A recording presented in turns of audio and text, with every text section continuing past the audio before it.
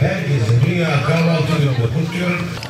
Doğasıyla, tarihiyle, kültürüyle, çalışkan, yüksek soylu insanlarıyla Van, Türkiye'nin incisidir. Türkiye için bir kıymettir, değerdir. Yüzyıllardan beri getirdiği büyük birikimle Türkiye'mizin önemli bir şehridir. Büyük bir potansiyel ve zenginlik barındırmaktadır. Hem tarihi anlamda hem kültürel anlamda. Aslında kahvaltı da bu zenginliğin bir yansımasıdır.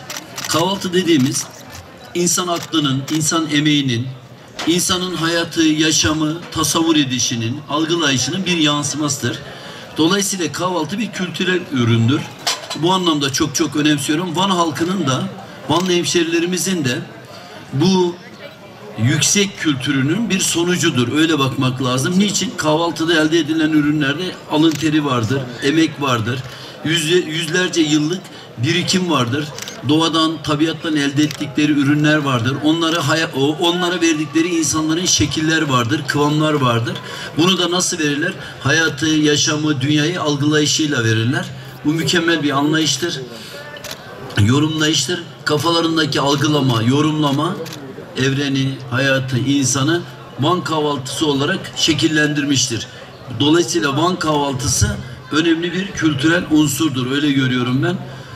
Bu anlamda bizim Van'ın imarına, İHA'sına, inşasına, Vanlı hemşehrilerimizin yükselmesine, yücelmesine, her alanda ilerlemesine, huzur, refah ve esenliklerine yılmadan, yorulmadan, canla başla katkı sağlayacağız. Bunu ifade etmek istiyorum.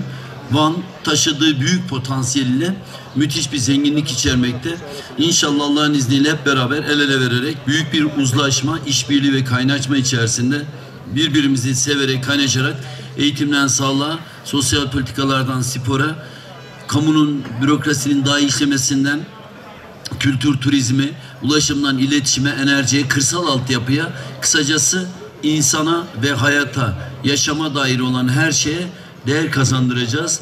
Değer üretenleri de değerli kılacağız. 2020-21 yılı içerisinde sosyal medya üzerinden hepinizin samimi içten destekleriyle başlattığımız Dünya Kahvaltı Günü, yılın 365 gününden bir tanesinin şehrimize armağan edilmesine vesile oldu. Bu gerçekten heyecan verici, önemli bir marka çalışması oldu. Yani.